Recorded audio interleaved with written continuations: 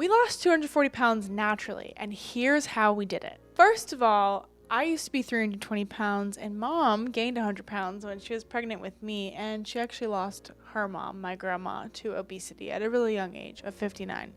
So obesity weighs on our hearts very heavily. One of the first things that I did when I was 320 pounds is I had to really look at myself in the mirror and confront the fact that I had an issue.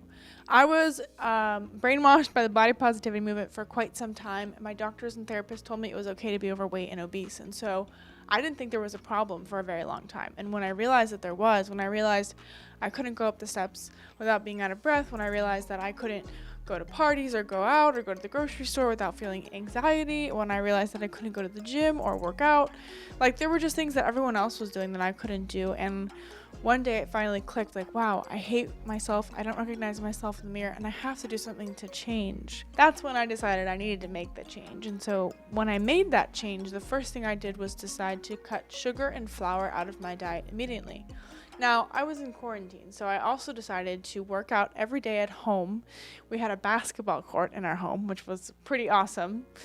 And I would run back and forth with heavy bags of sand, I think it was. And I did some crazy HIIT cardio workouts, and it was really hard. I put a speaker outside. I blasted crazy music at the time because I was also listening to really bad music at the time, but it motivated me at the time.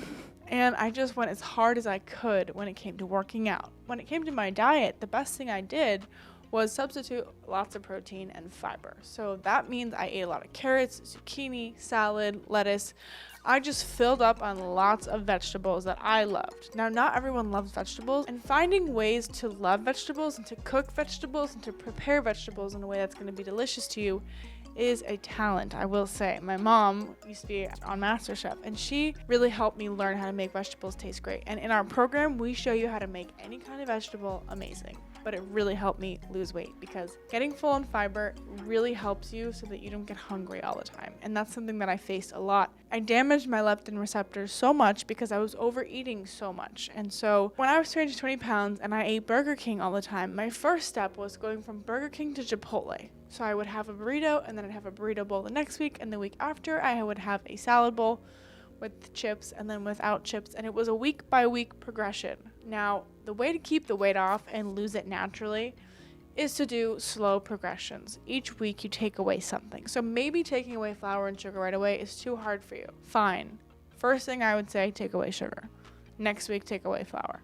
Because if you take everything away right away, it becomes very difficult. And in my eyes, I don't see it as taking away. Rather, I see we are substituting, or we are adding different things instead of taking away. We're just adding different things. So instead of thinking about, oh, I can't have pizza. Okay, maybe have a slice of pizza and a huge salad. Now you're not going to have 5 slices of pizza because you had a big salad. It's kind of common sense when you think about it. I used to emotionally eat, and something that really helped me when I would be hungry and it wasn't actual hunger, it was emotional hunger, was having a hug or a conversation or even journaling, which sounds kind of cheesy. And when it came to working out, if you want to enjoy your workouts and not dread them like I used to, you have to change it up every week, especially for weight loss. If you want long-term weight loss naturally, you have to change your workouts all the time. One week you'll be doing a cardio class, the next week you might be playing tennis, the week after you might be doing swim classes. It doesn't matter, but you have to have fun. If you're not having fun and you're dreading it, it will not be as effective. Trainers and doctors have literally proven this scientifically, so it's not just me. Also, cutting out processed foods. That took me a really long time, but once I started slowly cutting out processed foods for things like flax crackers instead of Cheez-Its, hummus instead of caramel dip. I know that sounds strange, but those are some of the things I did. And in our Step It Up program, we show you all the substitutions and all the recipes so that you can have your double cheeseburger, but it's just going to be made out of turkey and apples instead of regular. And you might think that's so weird, but it's actually so delicious. Well, I used to be fat as a kid. My nickname was Fatso. I weighed 100 pounds in 3rd grade, and it was tough. And I grew up in this household where mom was losing and gaining hundreds of pounds. We found these albums of her, and I also found some of her emotional eating workbooks. And it really brought things home to me, just remembrance of what it was like witnessing her pain and agony and suffering gaining and losing weight, gaining and losing weight, gaining and losing weight. And I think that's why diet culture is so damaging. And when I watch things like Oprah on television and I see that people who are weight loss influencers or who are promoting weight loss are harming other people, it just baffles my brain. I can't quite wrap my head around it. Because the freedom that they feel, even on the weight loss medication, the freedom that anyone feels who can successfully lose weight is so valuable. You can't buy it. There's no price tag on it. There's no pill that can create it. And earning that freedom, the weight loss that you and I have experienced over my lifetime and losing my mom to it, there's just nothing that compares to that. Mm-hmm. And I don't see how it's harming anything or anyone. Mm-hmm. And it's funny because when you talk to people who are really influenced by commercials and by social media, they just think there's a pill for everything and that their doctor has all the answers. And if there was an easy answer for weight loss, we would have found it by now. Well, we do know one easy answer. Dr. Casey recently spoke about. If she could give one prescription to anybody, she said it would be walking. Yeah. Walking is the one prescription. And walking is, not to get confused, walking is not an exercise. That's one thing I forgot to say. My other weight loss tip for you guys, 10 to 12,000 steps a day, especially if you're on a weight loss journey. The more steps you can get, the better. Even if it's just like slow walks. Treadmill desk. Really, really, really, really, really, really smart. It's very good. You can get like 12,000 steps easy if you have a treadmill under your desk.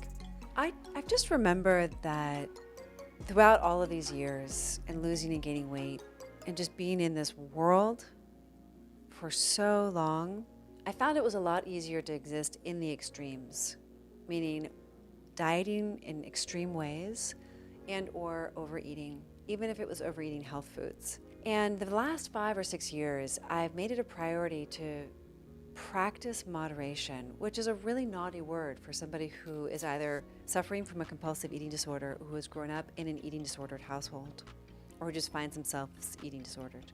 And I have to say that it's been one of the most challenging, but also one of the most rewarding practices, because I've noticed that I've done some serious damage to my metabolism. How do I know that? Because I become weight loss resistant unless I'm in an extreme, like extreme deprivation, extreme dieting, extreme calorie restriction.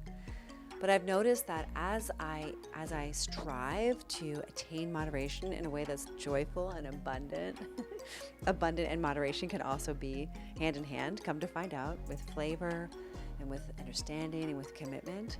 I find that there's a lot of freedom inside of that, and I feel like it's finally the healing that I've been looking for my entire life. If you would like to learn how we lost 240 pounds combined naturally and kept it off over the years, I would like you to click the link in the description to learn more, because maybe our program is for you. Maybe it isn't the right fit for you, but we have a full library of so many tips that you can actively watch and take today.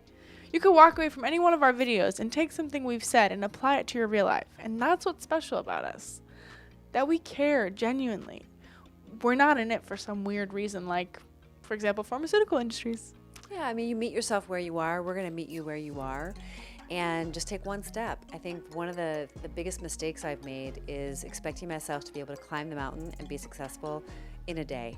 And that's just not how it works. And we've had to cut each other a lot of slack and just be there for each other. It's like, hey, today's a new day. Next meal's a new meal. Exactly. So how are you going to meet your hunger? I think that's the big question. So we'd love to hear your comments below on how you meet your hunger. And if you like this video, please don't forget to comment and like and share and subscribe.